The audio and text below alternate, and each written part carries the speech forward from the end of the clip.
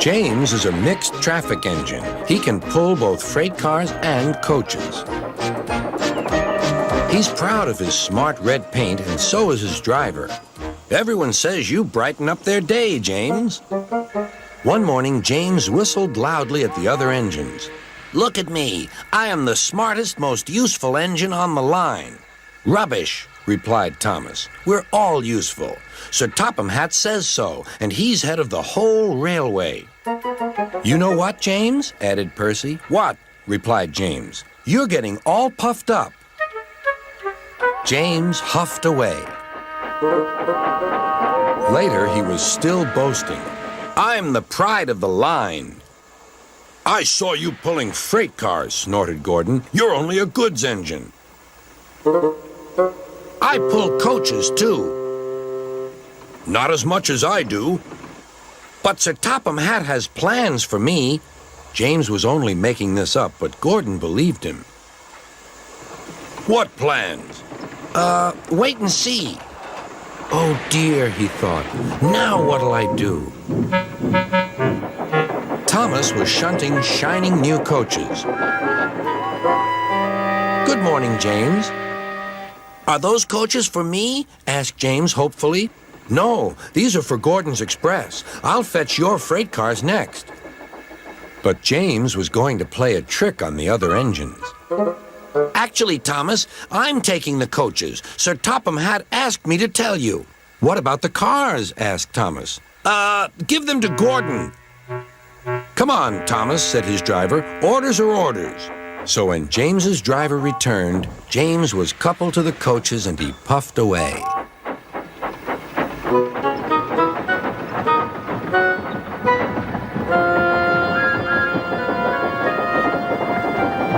Thomas returned with the freight cars, and a few minutes later, Gordon arrived. Where's the express? Thomas told him about James, and so here are your cars. Gordon was very cross, and so was his driver. Wait till Sir Topham Hatt hears about this. Meanwhile, James was enjoying himself enormously.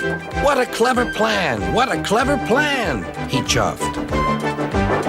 Then he saw Sir Topham Hatt. Some jokes are funny, but not this one, James. You have caused confusion. Yes, sir, said James. You will now stay in your shed until you are wanted. The other engines teased James. I wonder who'll be pulling the express today, said Gordon. I expect it'll be you, replied Henry. James is stuck in the shed for being silly. James felt sad. Next morning, he went back to work. Hello, whistled Thomas. Good to see you out and about again. I'm sorry I tricked you, said James. Are these my cars? Yes, replied Thomas kindly. They are pleased to have you back. James set off to the harbor with his train of freight cars. He bustled about all day, pushing and pulling them into place.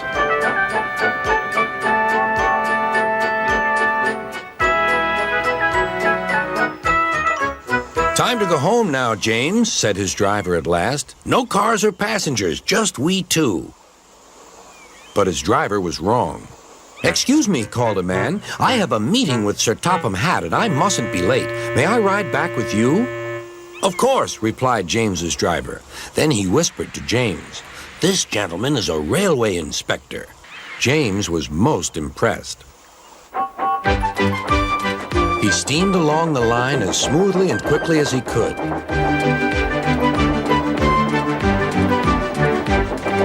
Sir Topham Hatt was waiting on the platform, and the railway inspector greeted him warmly. This clever engine gave me a splendid ride. You must be proud of him. Yes, indeed. Once again, you are a really useful engine.